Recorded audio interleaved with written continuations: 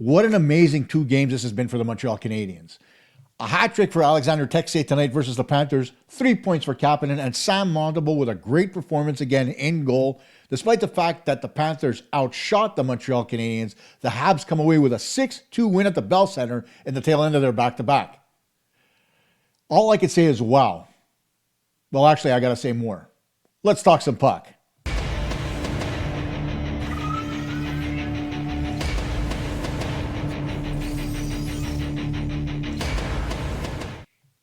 Hey gang, Kosta here once again for another edition of the postgame show here on PuckTalk Montreal for this January 8th, 2026, where the Montreal Canadiens come away with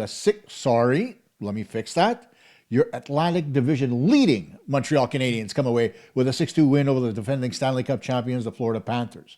And there's a lot to talk about in this hockey game, some good, bad, and ugly all the way around. And before we get to the highlights and my game report, a reminder, tomorrow night is Puck Talk Live Night. At 8 p.m., I will go live here on the channel previewing Saturday's matchup versus the Detroit Red Wings and talking a few other subjects as well and taking your questions through the live chat on the air.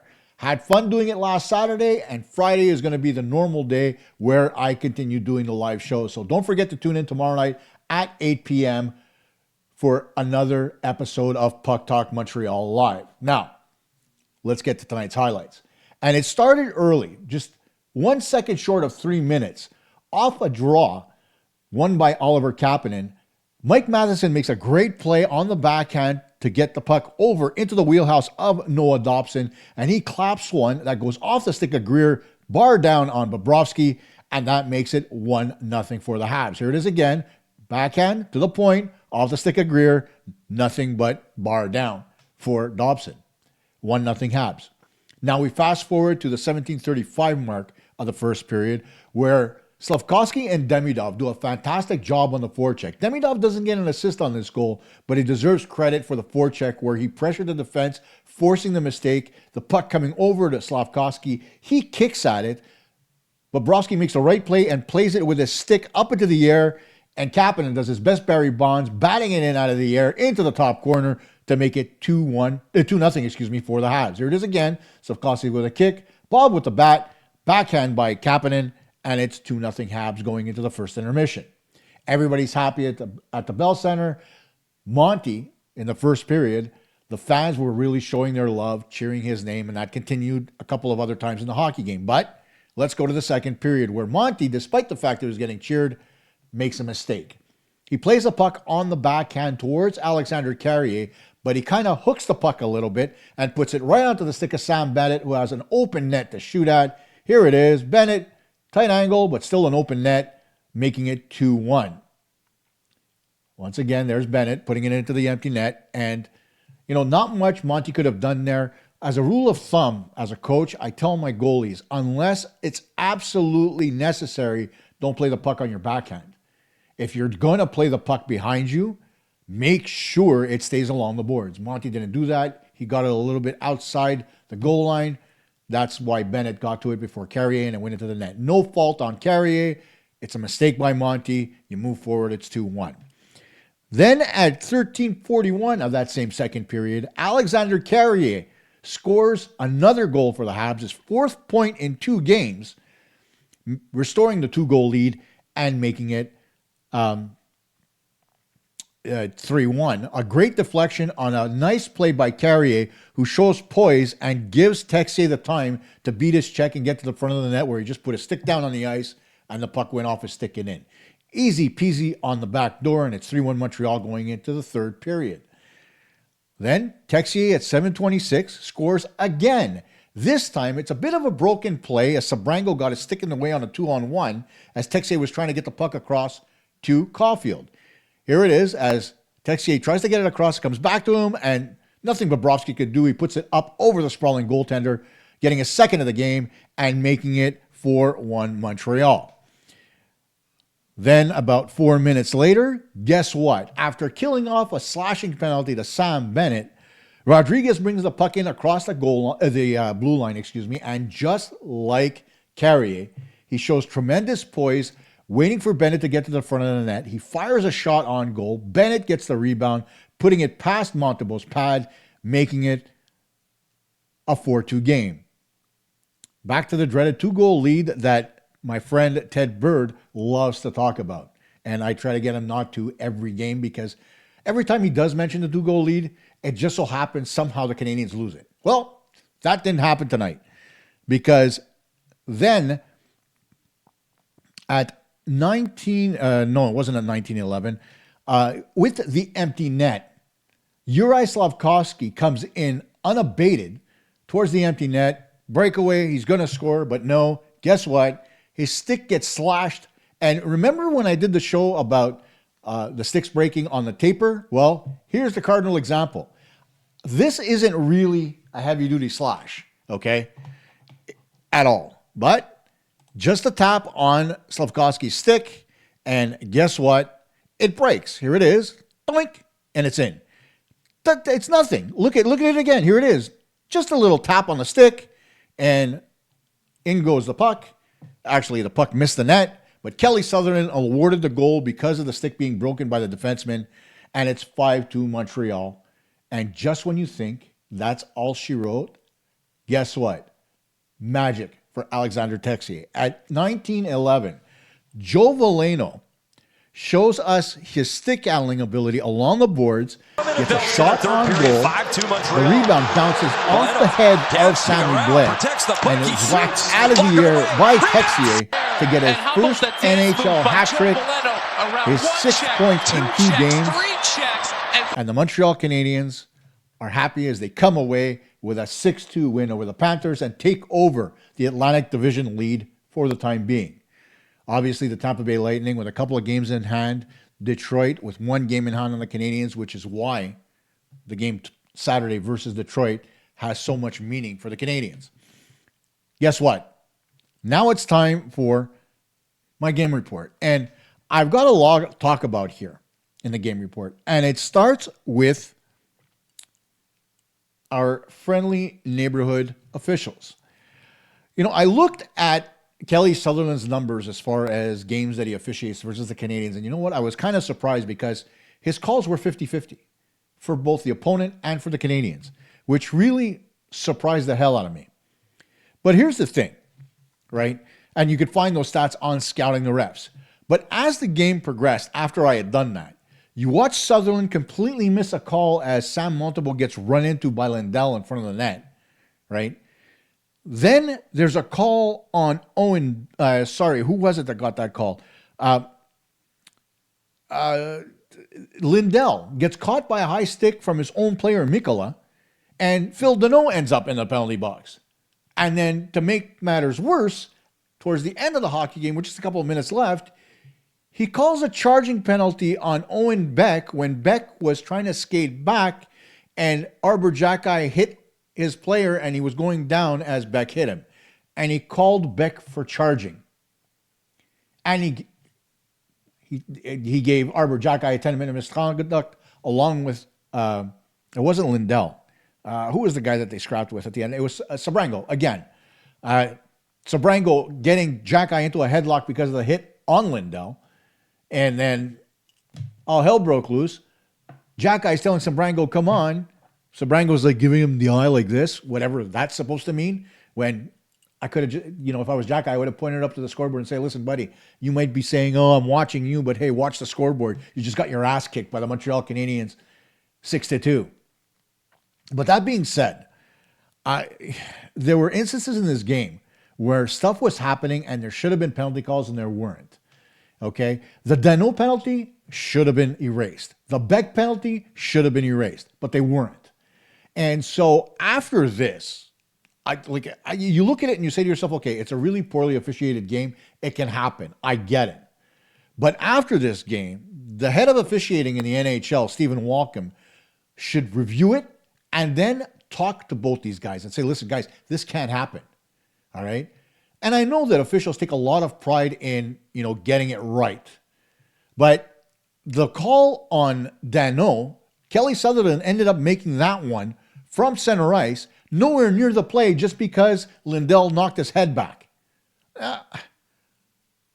I am tired of watching penalties being called. I don't care if it's the Canadiens or otherwise, because guys snap their head back. They'll get a stick in the chest, they'll snap their head back. They'll get a stick anywhere near them. Off the arm, they snap their head back. Now, granted, this on Lindell was legit because Mikkola hit him. But if you're at center ice, how the hell are you supposed to see that Mikkola stick and not Danault's hit Lindell? It's impossible, right? So there has to be some kind of caveat or rule that officials can say, you know what, guys, I'm going to review it, even if it's not a major. I know that there's a rule in place now. If there's a major penalty, they review it. They can give a double minor. They can bring it down to a 2-minute penalty, whatever. But even on a minor penalty, if they blow the call, they should be able to fix that. And even Frankie Corrado on TSN mentioned that during the broadcast. And in 2 instances, it never happened. One on Danault, one on Beck, which is ridiculous. It's 2 calls that were completely wrong that the referees just decided, you know what, we're just going to let the play continue. And not that it was going to factor into anything in the hockey game, right? Maybe Danault would have if Florida would have scored on the power play. But late in the game, that hit by a Jack guy and then the subsequent collision with Beck. I mean, when is colliding with somebody a penalty? Or protecting yourself when you're colliding somebody? When is it ever a penalty? I think the referees really need to be reviewed here, and there has to be an emphasis on what they're doing, because it's okay to want to manage a game. It's not okay to make shitty calls. Pure and simple. And just to be able to get yourself into the hockey game. No. You call what you see, and if you don't see it, you keep your whistle in your hand and you continue. It's as simple as that. Don't make calls that you don't know or you're not sure are actually calls. Because the referee that was down in the corner didn't call a penalty on Danault. Because did he see whether Mikkola got the stick in the face? Who knows? He may have been watching the puck and not seen it at all. But at the end of the day, when the official's at center ice, he should consult with the official in the corner. And maybe, just maybe, you should talk to the linesman. And you know what? If he blew it, come out, I made a mistake. There's no penalty on the play. Face off at center ice. Whatever. But these bad calls, they have to stop because it's hurting the game. Now, of course, Dobish was the backup in this game. I fully expected Dobish to start. But according to what I heard, he wasn't feeling too well. So they decided to go with Montembeault instead. And you know what? A great decision. Montembeault's 3rd start after coming back from his conditioning stint in Laval. And he looked good in nets. And the fans showed their appreciation. Cheering for him multiple times, starting a wave during commercial breaks, you name it. The fans were outstanding, showing their love to both him and Texier. Because after all, I mean, as I've mentioned multiple times, I've been hard on Montembeault, not because of his, troubles in net, because it's not his fault, right? He's working with Marco Marciano right now, who has to get all kinds of love from us because he's done a great job getting Montembeault back to his fundamentals and working on his weaknesses to get him more confident in goal. And nothing exudes confidence more than when the crowd starts chanting your name. So good on the crowd at the Bell Center for acknowledging Monty. Good on Monty for continuing his strong play. And just good all around. Now, as far as the bad is concerned, again, there has to be a point where somebody pulls Jaden Struble off the ice. I know the Canadiens sent Engstrom down, right, earlier today. And they did it before Gouli told him that he couldn't go. So Gouli remained on LTIR. Here's my issue, all right? You know all too well that Jaden Struble has been struggling, and it could very well be the same thing as Carrier in the sense that he's playing way too many minutes, right? But in the game today at 17:50 in the second period, right, Struble got absolutely undressed by Samoskevich, turning him inside out, leading to a breakaway prime scoring opportunity for the Panthers. Now, Montembeault made the save, but earlier in the first period, Struble also took a pass behind the net that came off the kick plate onto his stick that deflected right out into the slot. Montembeault luckily was in position and made the save, but that's to say that Struble's ability to play right now is hindered. Whether it's because of a lack of confidence, whether it's because he's just overtired, I don't know. But at the end of the day, he's not playing good hockey, and the Canadiens need to address it. The same way they did with Carrier, where they brought down his minutes. It's helped him, right? He's no longer playing 23, 24 minutes a game. It's spread out a little bit more because of the fact that you've got an Arbor Jack guy who's playing really well defensively. But you need to get Struble there as well. He's not playing a lot of minutes. There's no excuse for him to be overly tired, yet here he is making mental mistakes on the ice that are creating scoring opportunities for the opposition. Goulet can't get back fast enough. I fully expect that he'll be in the lineup on Saturday versus Detroit. We'll learn more about that during the day tomorrow. But I gotta tell you, man, my confidence in Struble has gone down to nothing at this point because he continues to make bad reads and bad mistakes on the ice. Even to the point that there was a net front scrum, and on a play where Jack-Eye put a backhand on the Florida goal and Bobrovsky made the save. It was the play where Blake got the high sticking call because he whacked Bobrovsky in the face. But the thing about that play was Struble didn't have to come in off the blue line, but he did. Again, a little bit of a brain fart from somebody who should know better than to rush into the offensive zone from the blue line, which thereafter creates a face-off opportunity in the neutral zone. It's a bad read and a bad play. So, I mean, you got to do better, Jaden. You just have to do better. Now, as I mentioned, Goulet wasn't quite ready to go. He skated earlier in the day, but it just didn't look like he was totally 100% sure of himself, so they kept him out of the lineup, still on LTIR. So because Engstrom goes down to the American Hockey League, the Canadiens save his salary for the day, but big whoop. It's not going to make that big of a difference on the salary cap anyway because he's got an entry-level contract. But, you know, one of the things that really made me laugh during this game is, again, Ivan Demidov had his stick break during the game. And Demidov actually switched from the Warrior QR6 Pro to the newer QR7 Pro. And again, his stick broke on the taper, just like Slavkovsky's did. I get it. The sticks are built for performance. The taper's thin in order to have better flex on the stick for better shots. But holy hell, man, there's got to be a way to reinforce that taper to make sure that it doesn't snap as easily. Because despite the fact that players don't pay for their sticks, they break at inopportune times. Oftentimes on the power play when guys are taking one-timers or along the half wall when they're digging for pucks. So, you know, manufacturers have to do something to fix that. It's starting to get ridiculous. You're seeing it in every game. Okay, Bennett took a slashing call where he hacked a stick and it broke on Zach Bolduc. Again, right at the same spot. Something's got to change, guys. It's ridiculous how bad this is getting for these carbon sticks. You never saw this with wooden sticks, and you definitely didn't see it when Easton had come out with a Synergy stick with the aluminum shaft.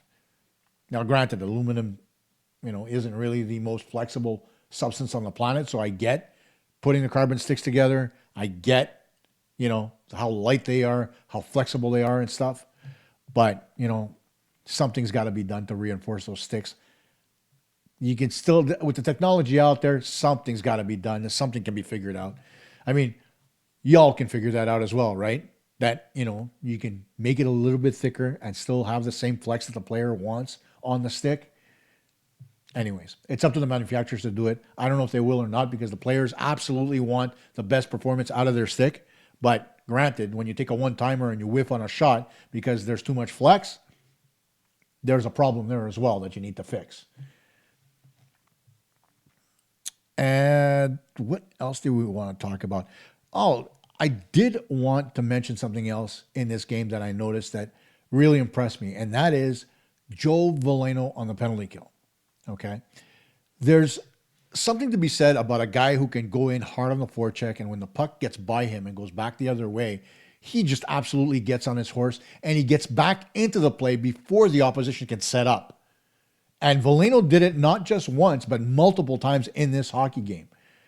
So when I saw that, it really impressed me. Now, I know there's a lot of people out there that criticize Joe Veleno because he's not putting up a lot of points and he's not really, you know, contributing all that much to the Canadiens, but he is. The same way we watched Josh Anderson reinvigorate his career by playing a more defensive game and a more checking style, That's what Veleno's doing right now.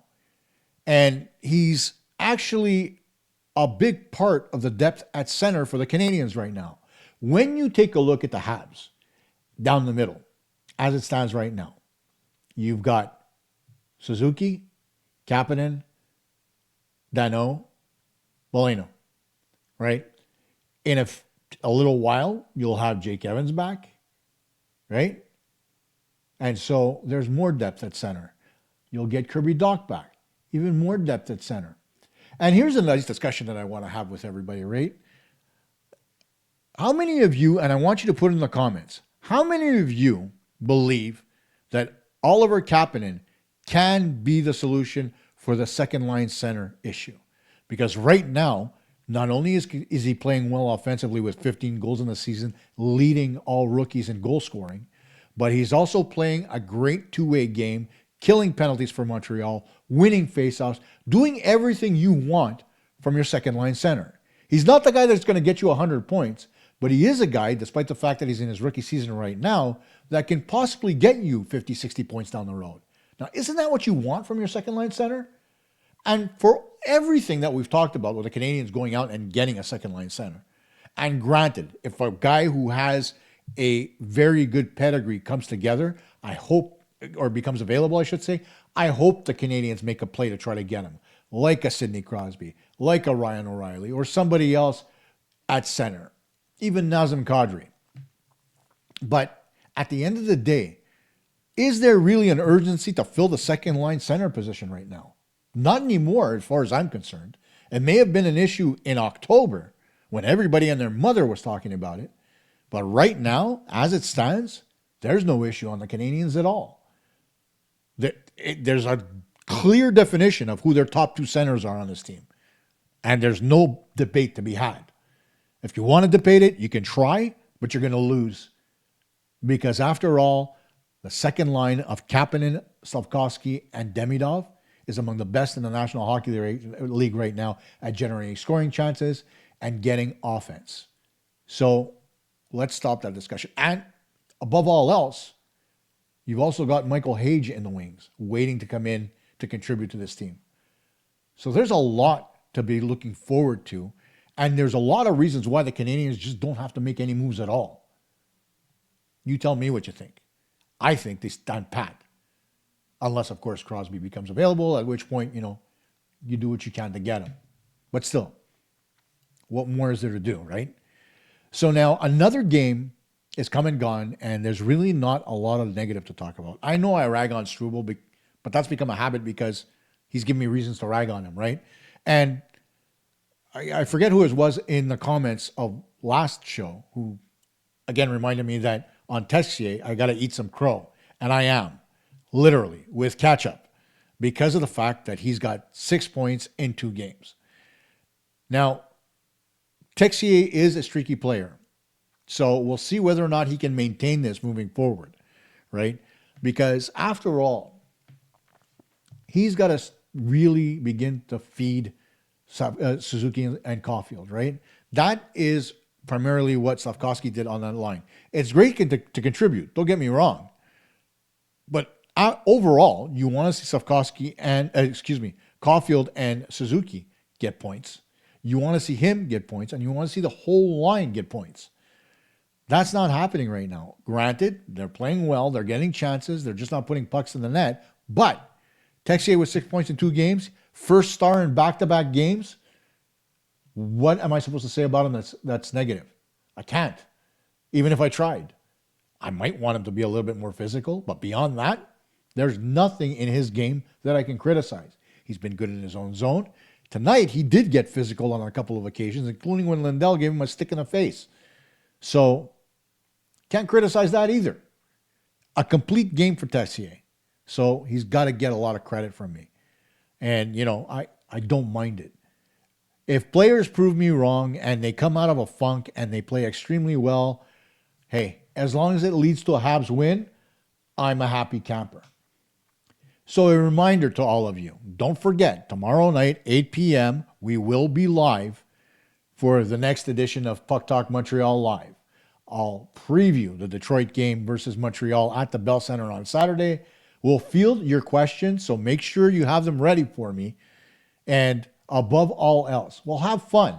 So the last live show was great. I loved it. There was so much banter going back and forth. I want to see more. And don't be shy. I know a lot of people sit in the chat and they really don't want to say anything because they don't want to come off as stupid or, lacking knowledge. But guess what? Being a hockey fan doesn't mean you have to be the smartest guy in the room, right? So long as you have the CH over your heart and you cheer the team on, you have every right to put what you want in the chat. And I'm going to ask our viewers to, take that into consideration when they comment. Don't be an asshole about it, because your comments can sometimes come off the wrong way too. So keep it clean, keep it civil, keep the community open, because I don't want people leaving because they're being bullied in the chat, okay? And I don't want to be forced to throw somebody out of the chat, right? That's not the whole idea here. The idea of the live shows is to bring all of you together and really be able to discuss hockey between us, right? That's the whole thing. So let's make sure we keep it civil. Let's make sure we keep it clean. Let's have a great time tomorrow night, 8 p.m. right here on the channel. Thanks for tuning in tonight, and I'll see you for PuckTalk Montreal Live.